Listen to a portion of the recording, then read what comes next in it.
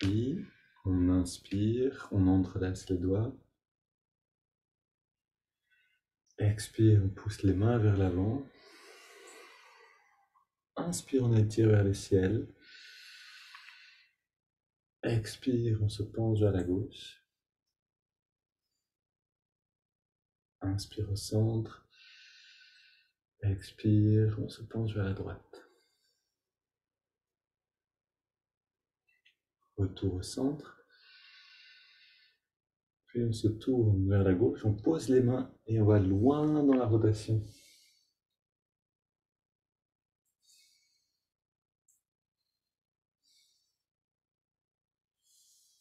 On revient au centre, inspire vers les ciels. Expire vers la droite. Même chose, on pose les mains et on se tourne plus loin encore.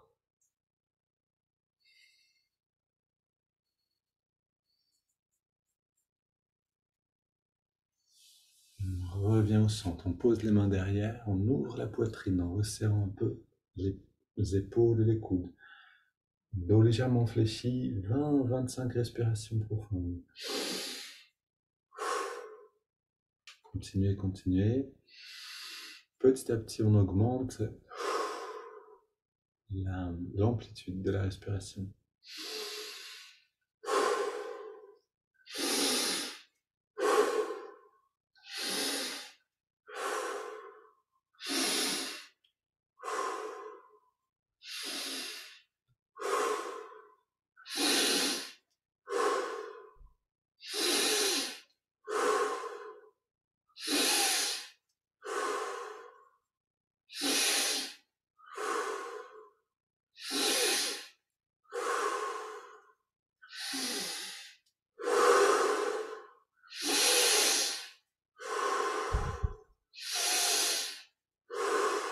Allons jusqu'au maximum de l'intensité.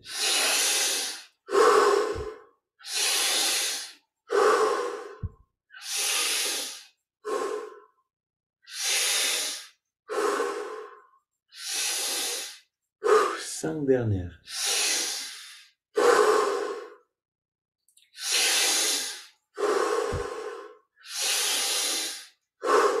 2.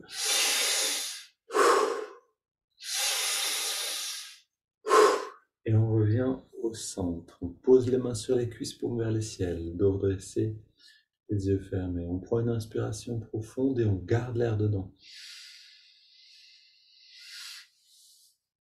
On détend tous les muscles. Puis on laisse l'air sortir sans faire aucun effort. Et on arrête simplement de respirer.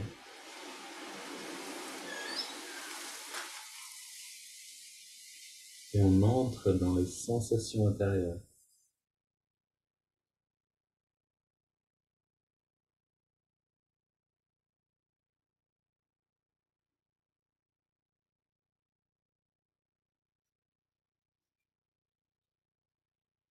Puis on inspire à nouveau. On garde l'air dedans, poumon bien plein. On rentre le ventre, on contracte le périnée. On relâche et on expire.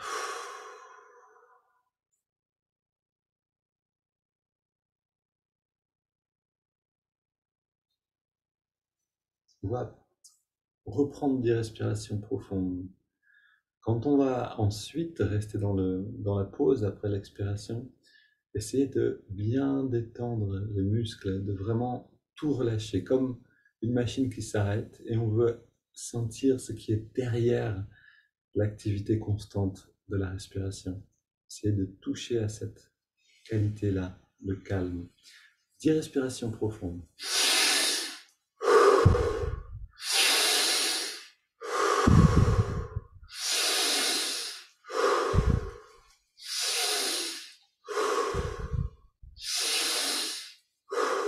Cinq dernières.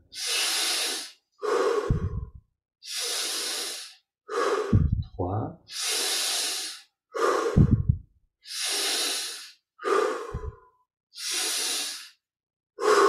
Puis on inspire lentement. On garde l'air à l'intérieur un petit instant. On détend bien tous les muscles. Puis on laisse l'air sortir. On ne chasse pas l'air, on le laisse sortir.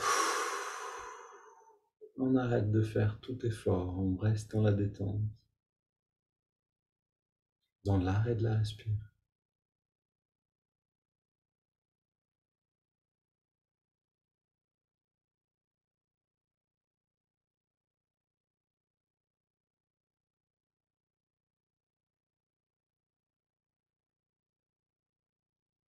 Et on inspire à nouveau. On garde l'air dedans, on rentre le ventre, on contracte le périnée, on relâche et on expire.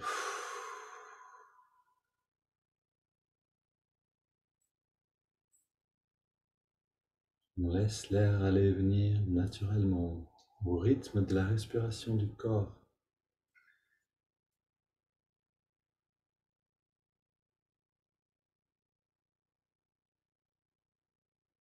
On continue d'installer la conscience dans le ressenti du corps d'énergie. Toutes les sensations qui sont encore présentes maintenant.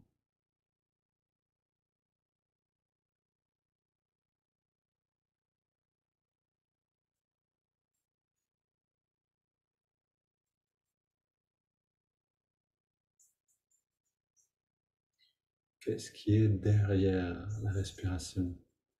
C'est quelque chose qu'on veut découvrir dans la pratique des Hong So, de la méditation générale. Et en fait, tous les yogis et les saints, c'est pas quelque chose qui est réservé à une tradition ou à une autre. Sainte Thérèse d'Avila témoignait aussi du fait que quand elle atteint cet état d'union, de changement de conscience, la respiration semble s'arrêter.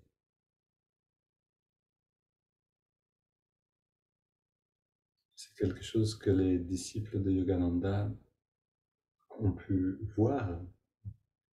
Pour des photos de Yogananda en état de samadhi avec les yeux aspirés, attirés vers le haut, ici vers l'œil spirituel. Et donc la respiration s'arrête, l'activité du corps s'arrête un instant. Ça ne veut pas dire qu'on meurt, bien sûr, mais ça veut dire que quelque chose d'autre prend le dessus, une autre conscience. Continuons avec double inspire, on contracte tout. Et double expire, on relâche.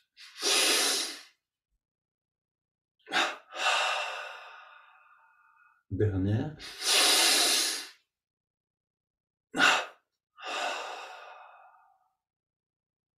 On reste dans la détente. Puis on inspire par les narines sur 5.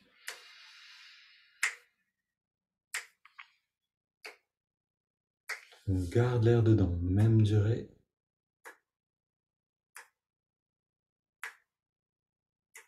Et on expire.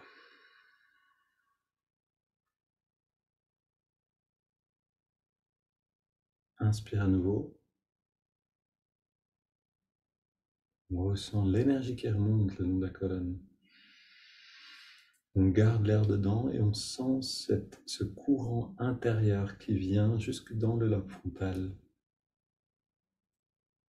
Expire, détente de tous les muscles.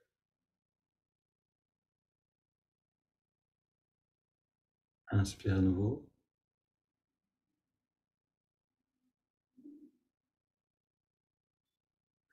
On garde l'air dedans.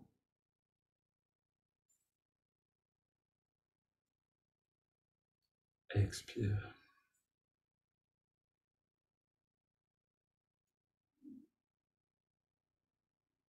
Inspire.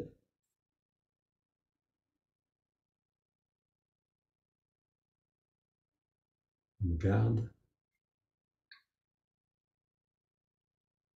Et on expire. À chaque expiration, on veut relâcher un peu plus, relâcher les tensions qui sont d'habitude inconscientes. On prend maintenant une profonde inspiration. Puis on abandonne le contrôle de la respiration.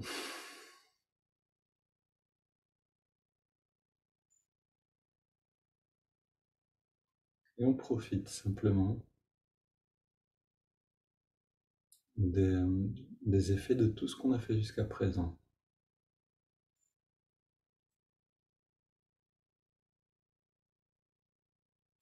Toutes les techniques du yoga.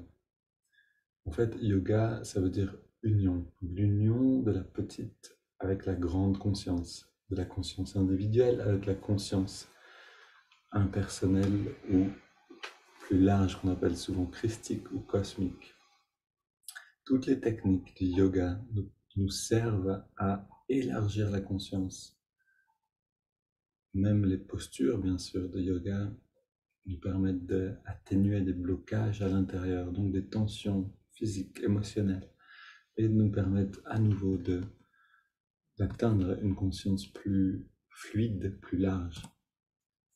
Le Kriya Yoga fait partie de ces techniques. C'est comme un peu le couronnement de ces techniques-là, c'est un pranayama qui permet cette union intérieure progressive.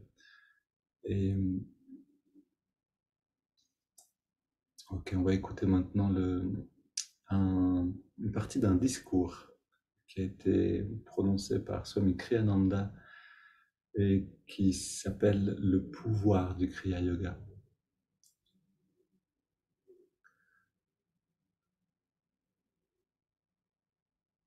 Un jour, je demandais à mon maître, Yogananda,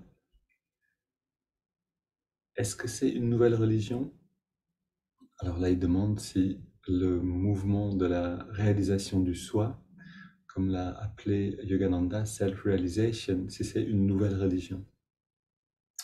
Yogananda m'a corrigé. Il m'a dit, c'est une nouvelle expression. Il ne peut y avoir de nouvelle religion, car la religion est unique. Sanatana Dharma, la religion éternelle, existe depuis le début des temps. L'essence de la religion est notre relation avec Dieu. Une approche intéressante dans laquelle la religion, finalement, il n'y en a qu'une seule. Et toutes les religions sont des expressions de cette unique religion qui parle toujours de cette relation entre l'homme et le divin.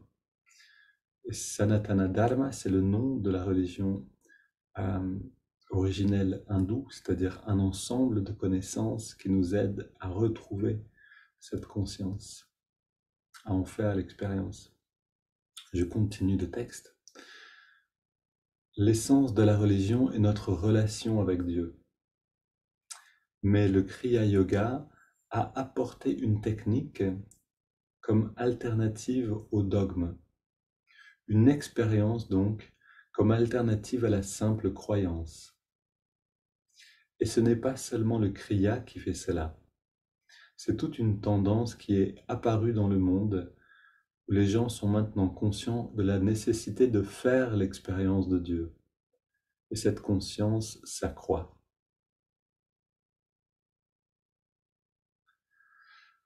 Les gens deviennent de plus en plus conscients de la nécessité d'une technique pour les aider à y parvenir. De toutes les techniques du yoga, le Kriya est la plus sophistiquée car elle a été développée dans un pays où ce genre de choses était écouté. Alors la phrase n'est pas très bien traduite, je vais essayer de la retraduire. Voilà, développée en Inde, donc dans ce pays qui s'occupe principalement de spiritualité dans sa tradition, donc de cette union entre l'homme et le divin. Le Kriya est au sommet un petit peu de cette science qu'on appelle le yoga. Cette technique aurait pu cependant être développée n'importe où, pas en Inde seulement. Car ce sont des vérités que n'importe qui peut atteindre s'il va assez loin, assez profondément. Ces vérités sont universelles.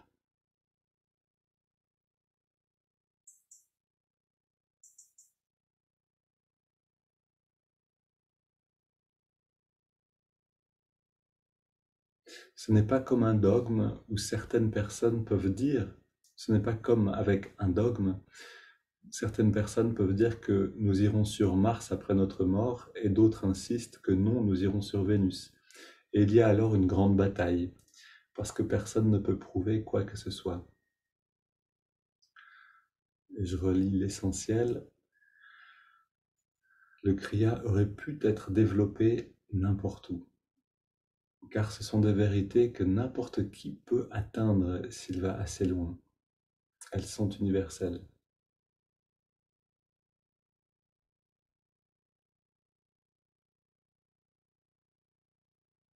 Alors, allons maintenant, grâce à cette technique qui nous a été donnée, donc la méditation Hong So, allons nous-mêmes dans l'exploration de ces vérités.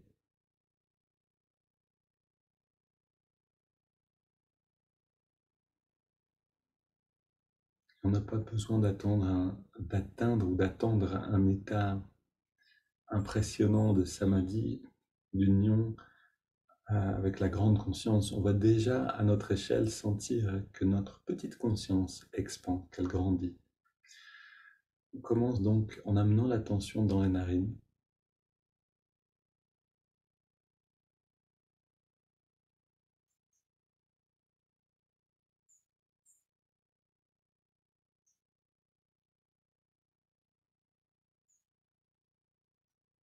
On ressent la fraîcheur de l'inspire et la tiédeur de l'expiration à l'endroit où on sent l'air le mieux dans les narines.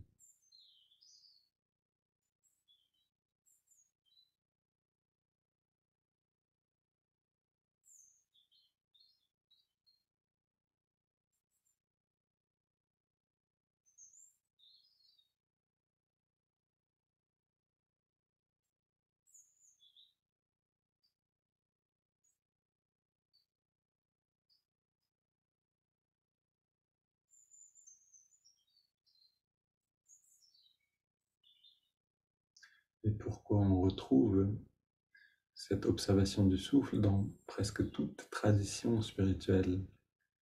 Parce que cette observation du souffle, la respiration, c'est comme une porte entre l'inconscient et le conscient, entre le subconscient et le conscient. Et donc on commence par devenir conscient de ce qui ne l'était pas. En observant la respiration, les sens s'intériorisent également.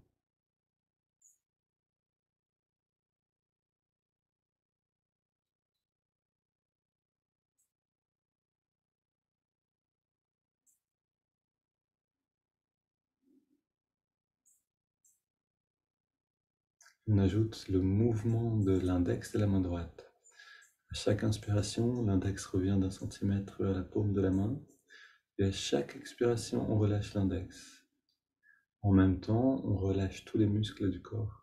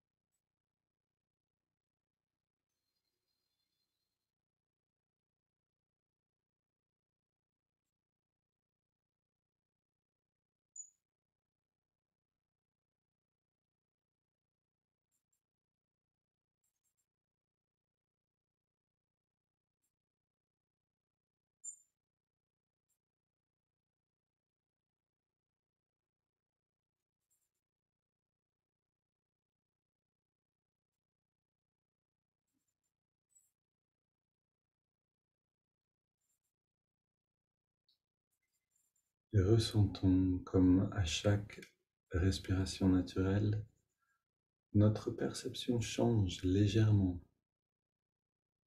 On passe d'une perception extérieure à une perception intérieure.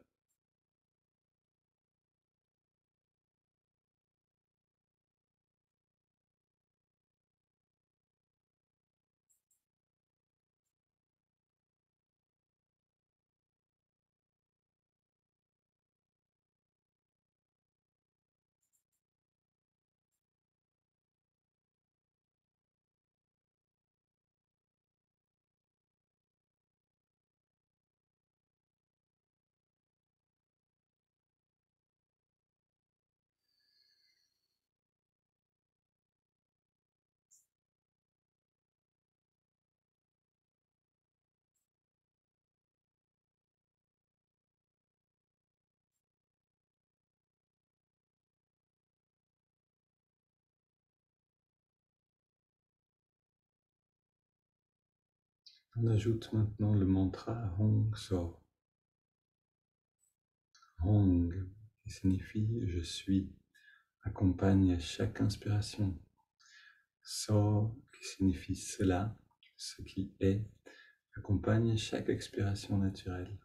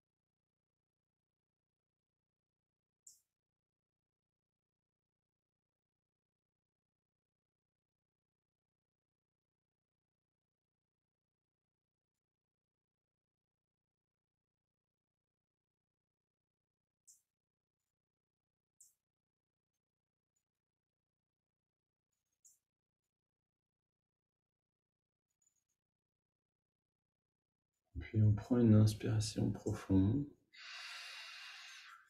On expire en 3 fois. On arrête un instant de respirer, un petit instant. On laisse le corps respirer à son rythme et on entre consciemment dans cette douceur qui est en nous, derrière l'agitation du mental, derrière l'agitation du corps. On abandonne tout effort, toute technique aussi. L'observation du souffle, le mantra, le mouvement des doigts, on laisse ça de côté et on entre dans le ressenti de ce qui est maintenant.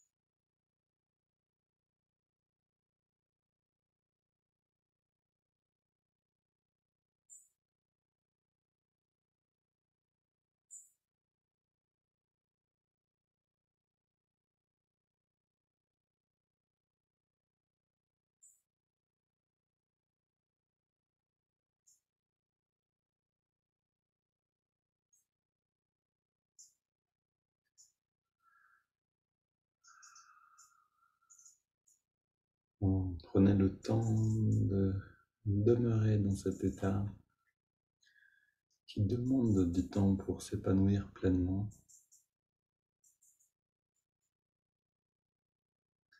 Puis quand vous en sortez, c'est-à-dire quand vous ouvrez les yeux, que vous recontactez le monde, essayez d'emmener cette qualité-là avec vous. dans les premiers mouvements, premières actions dans toute la semaine.